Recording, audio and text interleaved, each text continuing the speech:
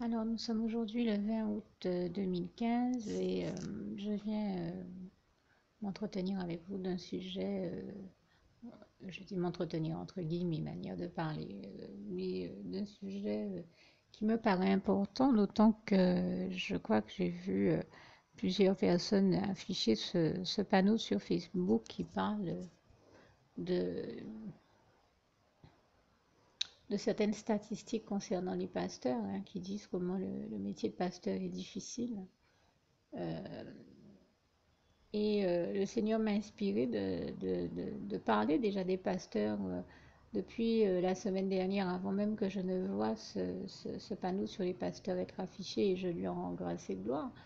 C'est-à-dire que avant même que je ne me rende compte que je ne suis pas la seule à qui Dieu a inspiré de parler, d'aborder cette même question, euh, le panneau était là, et même après l'avoir affiché moi-même sur ma page, comme plusieurs personnes l'ont fait, je m'étais même pas, j'avais même pas fait le lien entre le fait que le Seigneur m'ait bien mis à un cœur depuis la semaine dernière d'aborder cette question et ce sujet, et le fait qu'il l'ait mis aussi au cœur de d'autres personnes, et ça démontre en soi que c'est réellement de Dieu. Combien de fois j'ai déjà témoigné que je suis chaque fois émerveillée par la gloire de Dieu, comme d'habitude, subjuguée, émerveillée par la splendeur glorieuse de son règne, comme ce psaume 145, versets 8 à 21 nous en décrit bien la réalité.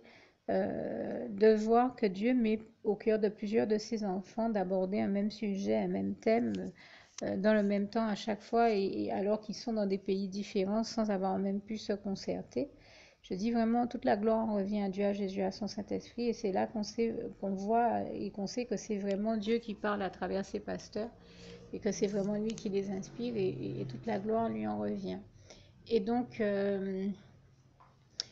c'est ainsi que la semaine dernière, donc, il m'est arrivé d'enregistrer au moins un sujet, mais peut-être en plusieurs parties, sur la question du pastorat, et en particulier sur la question du pastorat des femmes, qui est rendue beaucoup plus difficile par le diable et ceux qui croient à ces conneries machistes et autres, que pour les hommes, alors que nous, femmes, nous n'avons rien contre le pastorat des hommes.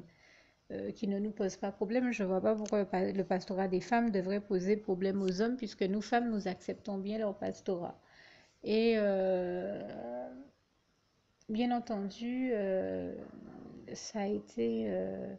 bien entendu, le Seigneur m'a mis au cœur déjà de préciser que le pastorat des femmes est devenu officiellement reconnu par la Fédération des Églises évangéliques. Et quand je dis ça, je ne parle pas d'une fédération ou d'une autre en particulier, puisque je parle d'une fédération qui a été citée, dont les coordonnées ont été données en détail dans une émission chrétienne officielle. Et comme je ne les ai pas sous la main, je ne peux malheureusement pas dire de laquelle il s'agissait en particulier, mais en tout cas, ça a été reconnu officiellement, publiquement. Donc, je ne comprends pas comment en 2015, au degré de progrès où le Seigneur nous a permis d'avancer, d'évoluer, on se pose encore de telles questions comme si on était encore à l'époque de l'homme de Cro-Magnon. Il ne faut quand même pas exagérer, hein. On a avancé, on a évolué par la grâce de Dieu. Continuons à aller de l'avant avec le Seigneur Jésus, au nom puissant du Seigneur Jésus de grâce. Je viens tout simplement rajouter à ce propos-là, j'ai été estomaquée quand j'ai affiché ce panneau concernant la condition des pasteurs, ou les conditions de vie des pasteurs, si vous préférez. Quand je dis la condition, je pense à la condition humaine en fait, hein, ou encore donc les conditions de vie des pasteurs. J'ai été étonnée de voir que le diable a utilisé encore quelqu'un qui s'est laissé manipuler par lui pour écrire en commentaire les pires conneries sur les pasteurs. C'est vraiment malheureux parce que les gens ne se rendent pas compte de l'importance des vrais pasteurs que Dieu dispose et forme pour guider et bénir son peuple. Euh, c'est très grave de voir comment le diable fait tout pour qu'on critique les pasteurs, qu'on les casse, qu'on dise les pires choses d'eux, sans se rendre compte que si les pasteurs n'étaient pas là, mais ça laisserait un manque à gagner incroyable mais vrai. Bien entendu, quand je dis ça, je ne perds pas et je ne perdrai jamais de vue que le meilleur de tous les vrais et bons pasteurs, c'est Jésus-Christ. Et ça, je n'en disconviens pas, hein, comme ce passage de Jean 10, verset 10 à 11 en parle très bien. Par ailleurs, si Dieu a disposé des pasteurs pour nous bénir, pour nous guider, c'est que c'est une très grande bénédiction de Dieu qu'il s'agit de chérir et de ne certainement pas négliger. Le peuple a de toute manière besoin des pasteurs pour entendre Dieu leur parler, pour voir la main. Ils ont besoin d'une main tangible pour se rendre compte qu'en fait c'est la main de Dieu qui les dirige à travers ces pasteurs. Ils ont besoin des pasteurs. Moi-même qui suis pasteur, j'ai eu besoin d'avoir les pasteurs que Dieu a disposés dans ma vie, puisque vous le savez, les pasteurs, eux, ont eux aussi des pasteurs. Et je peux dire que je chéris mes pasteurs, je les aime et respecte profondément. Je respecte tous les pasteurs que Dieu a disposés dans ma vie. Il y en a qui proviennent d'Europe, de Paris, des États-Unis, d'ici en Guadeloupe. Vraiment, c'est international. Et avec tous ces pasteurs, je peux vous assurer qu'on a le sentiment profond d'appartenir à une même famille spirituelle. Nous nous aimons comme les membres d'une même famille, sincèrement, réellement, profondément. Et je crois qu'il devrait toujours en être de même entre tous les membres véritables de l'Église et du corps de Christ, qu'on devrait tous nous aimer entre chrétiens et entre pasteurs et pasteurs également, bien entendu, entre frères. Ah, la première chose que le Seigneur Jésus m'a donné de voir et que j'invite tout le monde à voir comme ça, c'est des fois même gommer cette barrière que peut entraîner certains titres et voir qu'en réalité nous sommes tous les ressortissants d'un même royaume, le royaume de Dieu, le royaume des cieux, le paradis, et surtout des frères et sœurs en Christ. Il s'agit pour nous de nous aimer, pasteurs ou pas chrétiens ou pas, de nous aimer les uns les autres comme le Seigneur Jésus nous y invite en Jean 13, versets 34 à 35, parce que nous sommes avant tout, de toute manière, des frères et sœurs en Christ, premièrement et en priorité, j'ai envie de dire. Et je le dis parce que nul n'aurait l'idée d'aller faire du mal à son frère ou à sa sœur, à plus forte raison quand il s'agit de frères et sœurs en Christ. Je suis enfant de Dieu, je ne supporterai pas de voir que l'ennemi m'a utilisé pour faire du mal à un enfant de Dieu, un autre enfant de Dieu comme moi, un frère ou une sœur en Christ. Et je crois qu'on doit être dans cette dynamique-là et puis ne pas perdre de vue que le Seigneur Jésus nous enseigne à ne pas faire subir aux autres ce que nous ne voudrions pas qu'ils nous fassent subir et ne pas faire aux autres ce qu'on ne voudrait pas que l'on nous fasse à nous-mêmes. Et à plus forte raison quand il s'agit de relations entre interchrétiennes ou entre chrétiens et entre donc frères et sœurs en Christ. J'espère que j'aurai été bien entendue et comprise en toute bonne intelligence là aussi dans le sens profond de ce que j'ai cherché à dire. Je parle de rester dans l'amour, la paix, la joie, la lumière, la justice de Christ et de rien d'autre, tout comme il nous l'enseigne. Par ailleurs, je tiens à dire une chose de la part du Saint-Esprit, parce que c'est le Saint-Esprit qui me l'a appris et je l'en remercie. Euh, il y a deux écueils dans lesquels nous ne devons pas tomber, ni surestimer, ni sous-estimer un pasteur. C'est-à-dire qu'il s'agit de l'aimer, de le respecter comme nous aimons et nous respectons Dieu, mais il s'agit de ne pas tomber dans cet écueil qui voudrait que on a gardé du catholicisme notamment une espèce de vision erronée des choses, où on se met où on avait une tendance à considérer les prêtres comme des êtres supérieurs euh, bon, ça c'est une erreur parce que en plus dans cette vision d'être supérieur, on perd de vue qu'en fait aucun être humain n'est supérieur à un autre être humain. Le seul qui est supérieur à tous, c'est Jésus-Christ, d'accord? Donc ça signifie qu'un pasteur comme un prêtre, mais bon là je suis pas là pour parler des prêtres, mais pour parler des pasteurs, un pasteur est un être humain comme tout autre être humain. Donc il faut arrêter de se dire que on est au-dessus de tout ou de tout le monde. Ça ne rime à rien. Le seul qui est au-dessus de chacun de nous-mêmes, et c'est moi-même qui le dis, je suis pasteur, c'est Jésus-Christ. C'est Dieu, c'est Jésus, c'est son Saint-Esprit qui est au-dessus de tout le monde et personne n'est au-dessus. Aucun être humain n'est au-dessus d'un autre être humain, premièrement. Deuxièmement, bien entendu, sans pour autant lui donner une position supérieure que personne n'a sur aucune autre personne ou qu'aucun être humain n'a sur un autre être humain. Il s'agit, comme disait le Saint-Esprit. Nous savions par contre prendre soin des prêtres quand nous étions catholiques. Eh bien, il s'agit quand même aussi de ne pas perdre qu'un pasteur étant un être humain. Il s'agit d'en prendre soin de la part de Dieu aussi, parce qu'un être humain, tout comme on prendrait soin de son voisin ou de quelqu'un d'autre, eh bien, on peut aussi prendre soin d'un pasteur.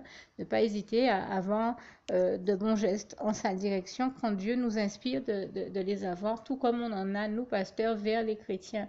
Nous devons prendre soin les uns des autres de toute manière. Donc, il ne faut pas perdre cette réalité-là de vue. Il ne s'agit pas de maltraiter et de critiquer les pasteurs parce que le diable s'emploie à ça matin, midi et soir. Donc, il s'agit de ne pas donner accès au diable et de ne pas laisser le diable nous amener à critiquer, à faire du mal ou à dire du mal de nos pasteurs, mais bien au contraire, de faire tout ce qu'on peut sous l'inspiration du Saint-Esprit en fonction de ce que Dieu demande, de ce que Dieu nous demande, nous inspire de faire pour aider les pasteurs dans leurs tâches, parce qu'ils ont un travail qui est extrêmement complexe. Ils ont énormément de choses à gérer. Moi-même qui suis pasteur, quand j'étais encore dans ma position de chrétienne, et si ça ne tenait qu'à moi, je serais bien restée dans cette position de chrétienne. Je m'y plais tout à fait. C'est un vrai bonheur hein, d'être un chrétien et de se faire chérir par des pasteurs, par Dieu et par ses pasteurs, je peux vous le dire. Je serais bien restée dans cette position-là. Parce qu'être pasteur, ça demande d'avoir un sens des responsabilités et de quitter cette position où on est tellement bien, où on se fait chérir par Dieu et ses pasteurs, plutôt que de devoir devenir responsable et de devoir à son tour laisser cette position où on se fait chérir pour être celui qui chérit les autres et qui sert les autres et qui est au service de Dieu et des autres. C'est une position de responsabilité qui implique bien des responsabilités et des devoirs bien plus complexes et difficiles que celle d'être simple chrétien, je peux vous le dire. Bon, maintenant, quand le devoir vous appelle et quand en plus c'est Dieu qui vous appelle à être pasteur, eh bien, vous êtes bien obligé d'obéir et ça a été mon cas et toute la gloire revient à Dieu qui m'a donné la force de lui dire oui et de lui obéir. Mais comme je dis, nous sommes des milliers à être des pasteurs, de vrais pasteurs, parce que le diable met toujours l'accent sur le fait qu'il y ait des faux pasteurs. Il y en a, mais il y a aussi des vrais pasteurs. Parlons de ceux-là qui sont aussi des vrais et bons pasteurs. Même si dans ce que je dis, je ne perds pas de vue que le seul meilleur de tous les pasteurs, c'est Jésus-Christ. J'espère que je suis bien comprise là aussi dans ce que je dis, dans le sens profond de ce que je dis. Et donc, pour être très clair, je vais reprendre mon propos dans quelques secondes. Alors oui, j'ai dû m'interrompre pour des raisons indépendantes de ma volonté, veuillez m'en pardonner et faire preuve de compréhension avec moi. Mais je vous disais que je me rappelle en fait d'avoir fait une formation chrétienne où le Saint-Esprit disait à travers l'un de nos formateurs, sachant prendre soin aussi de nos pasteurs qui n'ont pas une tâche facile et, et c'est vrai qu'en tout cas, moi, je sais qu'à l'époque où je me considérais encore comme une chrétienne, et comme je le disais tout à l'heure, si ça ne tenait qu'à moi, je serais bien restée chrétienne toute ma vie. C'est tellement bon d'être à tout moment dans les bras d'amour de Jésus qu'on choisirait plutôt que de ne faire... On choisirait bien de rester bébé dans les bras de son Père, l'Éternel, notre tendre Père d'amour. Plutôt que d'arriver à l'âge mature de devoir prendre des responsabilités, mais il faut bien les prendre et donc bon, quand Dieu nous demande de les prendre, on est bien obligé de les prendre et de lui obéir et toute la gloire lui en revient. Mais de toute manière, grâce et gloire soient rendues à Dieu qui fait en sorte que euh, de ne jamais nous éprouver au-delà de nos forces et toute la gloire lui en revient. Et ce que je veux dire, c'est que eh bien, je me rappelle donc lors de cette formation d'avoir entendu le Saint-Esprit nous inviter à prendre soin de nos pasteurs. Et je peux vous dire que moi, c'était un bonheur pour moi quand Dieu m'utilisait pour prendre soin ou bénir l'un de mes pasteurs. J'aimais ça quand j'étais encore dans ma position de chrétienne. J'aimais ça. J'étais super contente quand le Seigneur me demandait de faire du bien à l'un de mes pasteurs de sa part. Et moi, j'ai toujours aimé ça. J'ai toujours aimé mes pasteurs. Je sais pas comment certains peuvent se laisser utiliser par le diable pour critiquer leur pasteur. lui faire du mal ou etc. etc. Parce que j'ai été moi aussi dans cette position où j'aurais pu choisir d'en faire autrement. Ah non, j'étais tellement contente quand Dieu m'utilisait pour bénir un pasteur que euh, pour moi, ça a toujours été un plaisir et je crois que je rends grâce et gloire à Dieu qui, comme je le disais, ne nous éprouve jamais au-dessus de nos forces et qui fait toujours en sorte que ce soit agréable, que ce ne soit jamais des choses difficiles. Et j'ai envie de dire, les trois quarts du temps, ce sont des choses qui tombent sous le sens et qui vont dans l'ordre normal du savoir-vivre avec les autres, que ce soit des pasteurs ou pas. Et donc, je rends vraiment grâce et gloire à Dieu qui ne nous demande jamais de faire des choses trop difficiles et au-delà de nos forces. Et quand il nous demande, il nous invite à prendre soin de nos pasteurs.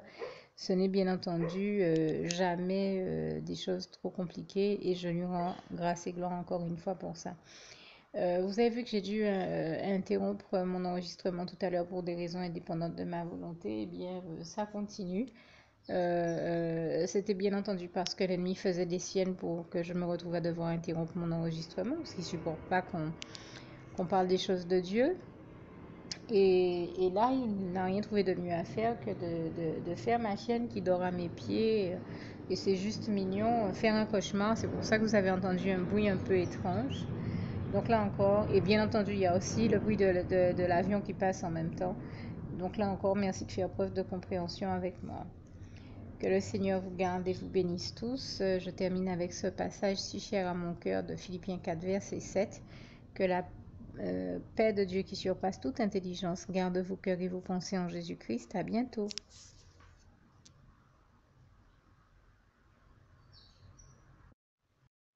Oui, un autre élément me paraît là aussi important à rajouter. Et, euh, je crois que ce sera vraiment le dernier cette fois-ci. C'est tout simplement de préciser que j'ai aussi parlé de la question du pastorat. Non sans avoir prévu, enfin j'avais vraiment pas prévu d'en parler auparavant, mais il me semble que là encore, il était utile que j'en parle pour toutes celles et ceux qui sont appelés au pastorat, tout comme moi-même, et qui voient le diable utiliser toutes les personnes autour d'elles, tous les membres de leur entourage pour les décourager euh, d'accomplir la mission que Dieu attend d'eux. Et pour des fois même aller, le diable va des fois jusqu'à tout faire pour faire croire à un pasteur qui ne doit pas être pasteur. Il est tellement dans une dynamique de faire croire qu'il y a de faux pasteurs qu'il aveugle les gens et notamment l'entourage des pasteurs pour faire croire que les vrais pasteurs sont de faux pasteurs et vice-versa. Donc, il va jusqu'à essayer de faire le pasteur lui-même croire qu'il n'en est pas un ou qu'il n'est pas appelé à l'être. Alors que Dieu nous a déjà avertis, comme je le disais en Jean 8, verset 41 à 47 et en Jean 10, verset 10, sur qui il est, sur le fait qu'il soit le père du mensonge, donc que nous n'ayons à croire aucun de ces mensonges. Et j'espère que mon témoignage aidera là aussi toutes celles et ceux qui sont appelés au pastorat et à comprendre que c'est un encouragement que je leur donne de la part du Seigneur Jésus à persévérer dans leur marche par la foi avec et pour Jésus-Christ. Et si Dieu vous a appelé au pastorat, tout comme c'est mon cas, ne vous découragez pas, n'abandonnez pas, ne laissez pas tomber à cause des assauts et des attaques du diable. Même si personne autour de vous n'est d'accord, n'agrée, ne veut reconnaître cette réalité-là, faites confiance à Dieu qui est le seul qui nous établit et qui, quand il a choisi un pasteur et quand c'est sa volonté que quelqu'un soit pasteur, nul ne peut s'opposer à sa volonté, ni les hommes ni le diable. Ils pourront faire et dire tout ce qu'ils voudront, ils ne pourront pas empêcher la volonté de Dieu de s'accomplir. Et personnellement, dans mon cas, je rends déjà grâce et gloire à Dieu, à Jésus, à son Saint-Esprit qui pour tout ce qu'il va faire parce que je m'attends à lui, je m'attends à le voir m'établir. Et je peux le dire, hein, je ne cherche pas du tout à être établi par moi-même. Je pose tout simplement les vraies questions. Je ne peux pas être pasteur et faire semblant de ne pas comprendre les réalités qui m'entourent et la réalité qui m'entoure et ne pas l'évoquer, ne serait-ce comme je le dis, que pour toutes les femmes qui sont tout comme moi, pasteurs ou appelées à l'être et qui subissent, qui vivent les mêmes souffrances, les mêmes réalités, les mêmes attaques du diable. il fallait qu'il y ait au moins quelqu'un qui prenne le temps de prendre la parole sur ces questions-là qui me semblent avaient besoin d'être abordées. Je crois qu'on ne peut pas laisser le diable gagner, tout le temps essayer de faire croire que les vrais pasteurs sont des faux. Je crois qu'on ne peut pas laisser ceux qui se laissent aveugler par lui ou que ça arrange d'être aveuglé ou de croire et de raconter certaines choses, à continuer à les raconter comme si de rien n'était, parce que je trouve qu'il est un petit peu facile quand on a besoin d'une femme en tant que pasteur, qu'on a besoin de ses conseils de pasteur, qu'on a besoin de son aide en tant que pasteur, qu'on a besoin de la voir prier, jeûner avec nous ou combattre spirituellement avec nous, de l'appeler. Et puis après, ce que je dis ici, je le tiens, je tiens à le préciser, ne vise personne en particulier. Hein. Je parle de l'attitude dans laquelle on peut voir beaucoup de personnes des fois, certains chrétiens des fois, malheureusement, qui se laissent utiliser par le diable pour appeler un pasteur quand on a besoin de lui, quand on a besoin de lui pour prier, pour jeûner, pour combattre spirituellement, pour baptiser. Là, on sait l'appeler, on sait appeler cette femme-là dans ces cas-là et reconnaître qu'elle est pasteur à ces moments-là. Mais le reste du temps, on est d'accord avec les autres à faire comme si on ne sait pas qu'elle est pasteur ou à ne pas reconnaître publiquement qu'elle est pasteur parce que ça vient arranger beaucoup de personnes et desservir les intérêts de beaucoup de personnes et qu'on trouve ça plus profitable que de taire qu'elle est pasteur dans ces cas-là. Dans ces cas-là, on ne veut surtout pas reconnaître publiquement qu'elle est pasteur. Donc, moi, ce que je veux dire, c'est que nous sommes en 2015. On aurait pu croire que les femmes ne subiraient pas ce type de souffrance-là de notre temps.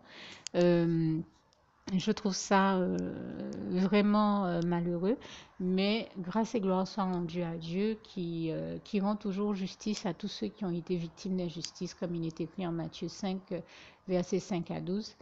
Et je rends déjà grâce et gloire à Dieu pour toutes ces femmes pasteurs qu'il va établir et pour tout ce qu'il va faire. Moi, je m'attends à Dieu, puisque c'est vraiment Dieu qui établit les femmes pasteurs. Si c'est devenu officiel maintenant au niveau de la fédération des évangéliques, c'est qu'il y a une bonne raison. Je ne parle pas de, comment dire ça, quand je parle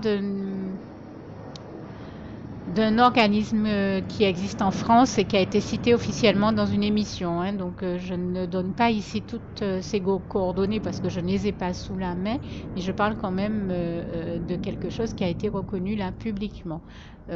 Donc, je dis que c'est quand même surprenant cette espèce de réalité à deux vitesses qui voudrait que dans certaines situations, on reconnaisse aux femmes leur pastorat, leur aide, leur prière, l'efficacité de leur combat spirituel, bien sûr avec le Seigneur Jésus, parce que c'est lui seul qui nous conduit à toutes les victoires de nos vies et toute la gloire lui en revient, comme il est écrit en Romains 8, verset 37.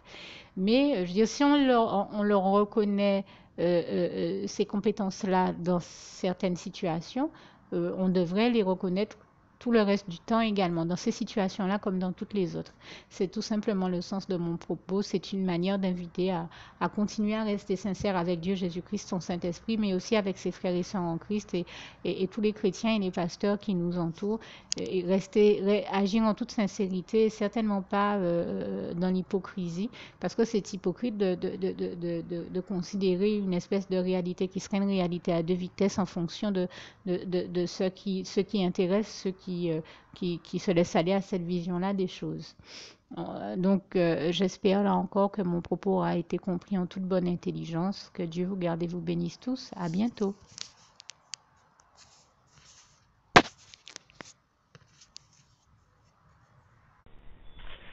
Juste une petite précision pour tous ceux qui ne sont pas encore, qui n'ont pas encore choisi la meilleure des options qui soit, qui est celle d'aller se placer, de faire le choix à soi-même, d'aller se placer dans les bras d'amour de Jésus-Christ pour se mettre à l'abri de ce monde cruel. Eh bien, je partage avec vous la prière par le biais de laquelle on y accède. Et commence par vous rappeler également ce passage de Jean 14 verset 6 où il est écrit que Jésus-Christ est le chemin, la vérité et la vie. Nul ne vient au Père, Dieu, sans passer par le Fils Jésus-Christ, bien sûr. Je le dis à ma manière, vous regarderez comme il est actuellement écrit dans vos Bibles là encore. Et donc, n'hésitez pas à ouvrir vos cœurs à Dieu, à Jésus, à son Saint-Esprit, à être sincère avec lui et à lui adresser la prière qui suit, à lui dire tout simplement, Éternel mon Dieu, Seigneur Jésus-Christ, moi, un tel, vous dites votre nom et votre prénom, je t'accepte aujourd'hui comme mon sauveur personnel, le seul maître et roi de ma vie. Je remets toute ma vie entre tes mains puisqu'elle t'appartient, Éternel mon Dieu, puisque tu l'as créée, cette vie. Donc tu en es donc le seul maître et propriétaire comme de tout ce qui existe dans tout l'univers. Je remets donc toute ma vie entre tes mains, je te la donne. Merci, Éternel mon Dieu, aussi de permettre que cette vie que tu m'as donnée continue à être à ta gloire et que je continue à te servir, à t'appartenir pour l'éternité, d'éternité en éternité. Merci aussi, Seigneur, de faire que je continue donc à te servir et à t'appartenir pour l'éternité, d'éternité en éternité. Et aussi, Seigneur, de m'accorder la grâce de ton pardon et de ta miséricorde pour tous les péchés que j'ai commis tout au long de ma vie, jusqu'à la date d'aujourd'hui incluse. Et c'est au nom puissant du Seigneur Jésus-Christ que j'ai fait cette prière. Et à vous tous qui avez fait cette prière, je vous dis que Dieu vous bénisse abondamment, puissamment, richement. Et surtout, n'hésitez pas à la partager avec tous vos proches et contacts, amis, membres de vos familles, collègues, bien-aimés, tous ceux que vous aimez, et surtout tous ceux à qui Dieu vous mettra à cœur, avec qui Dieu vous mettra à cœur de la partager. Et comme j'aime à le dire, si vous n'avez pas encore pris le temps de faire cette prière, comprenez bien que voilà, ça ne vous coûte rien de la faire, c'est gratuit, c'est indolore, et que voilà, vous n'êtes pas obligé de me croire, mais moi il m'est arrivé tout comme vous de devoir faire cette prière un jour dans ma vie, et quand on m'a proposé de la faire, je me suis dit, et si c'était vrai, et si c'était vraiment Dieu qui, par ce biais-là, m'appelait à lui et me demandait de lui donner ma vie, de l'accepter, c'était Jésus qui était en train de vraiment me tendre la main et qui était en train de me demander de l'accepter comme mon sauveur personnel, je ne pourrais pas passer à côté de l'occasion de lui dire oui, parce qu'il faut aussi que je reste ouvert ou ouverte à ce que Dieu peut avoir à me dire. Il faut que je garde mon cœur et mon intellect ouverts à ce que Dieu peut avoir à me dire. Donc je me suis dit, je ne peux pas courir le risque de passer à côté de mon éternité, de passer à côté des meilleures choses de la vie, surtout si le maître et créateur de la vie m'appelle et cherche à me sauver. Pour être sauvé, il faut bien que je lui dise oui, que je souhaite qu'il me sauve. Oui, Seigneur Jésus-Christ, je t'accepte comme mon sauveur personnel. Et c'est le sens de cette prière. Et comme je dis, elle ne nous coûte rien à faire. Et puis surtout, moi je vous dis, du jour où je l'ai faite, j'ai vu Jésus changer ma vie en mieux sur tous les plans. Et donc je crois que ça ne vous coûtera rien, ça ne vous coûte rien vous non plus de la faire et puis d'expérimenter, de regarder comment les choses vont se dérouler dans votre vie, de regarder Jésus changer votre vie en mieux, à vous aussi. Et voilà, d'en faire l'expérience. Et pour en faire l'expérience, il faut commencer par faire cette prière. Donc si vous ne l'avez pas encore dite, réembobinez tout simplement cette vidéo ou ce document si vous préférez. Réécoutez-le et dites avec moi la prière que vous m'avez entendu mentionner. Et n'oubliez surtout jamais que tout est possible à celui qui croit en Dieu, en Jésus-Christ et en son Saint-Esprit, comme il est écrit en Marc 9, verset 23, et que tout est possible à Dieu, comme il est écrit en Marc 10, verset 27. Que Dieu vous bénisse donc et à bientôt.